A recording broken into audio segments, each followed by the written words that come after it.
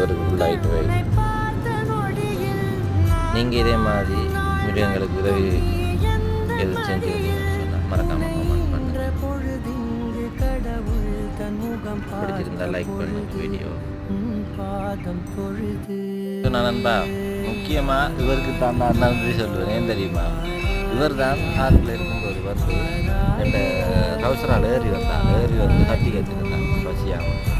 அதுக்கப்புறம் நாங்கள் இவருக்கு தமிழ்ல போனது நான் பார்த்தேன். அதுக்கப்புறம் பார்த்தா அங்கால 2 பேரும் தோறியிருந்தாங்க.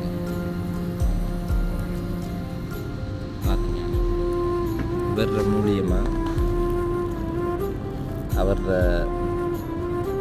மற்ற அண்ணன் தம்பிக்கும் உதவியாக இருந்துச்சு. அவங்களோட பசியை இவர் ஆற்றிருக்கார். உண்மையிலே பாராட்டக்கூடிய ஒரு விஷயம்.